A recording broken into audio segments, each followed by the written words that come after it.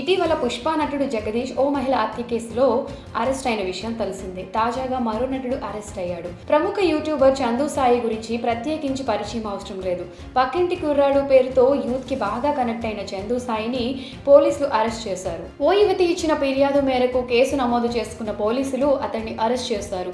యువతి పోలీసులకు ఇచ్చిన ఫిర్యాదులో పేర్కొన్న విషయాల మేరకు నాసింగ్కి చెందిన ఓ యువతిని చందు సాయి ప్రేమ పేరుతో మోసం చేశాడని తెలుస్తోంది. ఆమెపై అత్యాచారం చేసి తరువాత ముఖం చాటేశాడని ఆ యువతి తెలిపింది.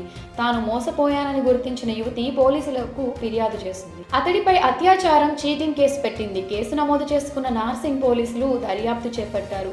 దీంతో పోలీసులు చందుని అదుపులోకి తీసుకున్నారు. కాగా చందు సాయి యూట్యూబ్లో చాలా పాపులర్. చందుగాడు, పక్కంటి కుర్రాడు వంటి యూట్యూబ్ ఛానల్స్లో వీడియోలు చేసేవాడు. కామెడీ వీడియోల ద్వారా 2 తెలుగు రాష్ట్రాల వ్యాప్తంగా మంచి గుర్తింపు తెచ్చుకున్నాడు. అతడు పనిచేసే యూట్యూబ్ ఛానళ్లకు మిలియన్ల కొద్ది వ్యూస్ వచ్చేవి. ఈ నేపథ్యంలోనే కొన్ని పుకార్లు కూడా షికార్లు చేయడం మొదలైంది. చందు సాయి నెలకు 2 కోట్ల రూపాయలు సంపాదిస్తున్నాడంటూ వార్తలు వచ్చాయి. ఆ వార్తలపై గతంలోనే అతడు క్లారిటీ కూడా ఇచ్చాడు. అంత డబ్బులు రావని తేల్చి చెప్పేశాడు. అయితే ఉన్నట్టుండి చందు సాయి యూట్యూబ్కి దూరమయ్యాడు. తర్వాత కొత్తగా చందుగాడు అనే ఓ ఛానల్ స్టార్ట్ చేసి మళ్ళీ కంబ్యాక్ ఇచ్చాడు. ప్రస్తుతం యూట్యూబ్లో వెబ్ సిరీస్లు చేస్తూ ఉన్నాడు చందు సాయి. మామా బ్రో ఈ మధ్య కాలంలో మంచి గుర్తింపు తెచ్చుకుంది.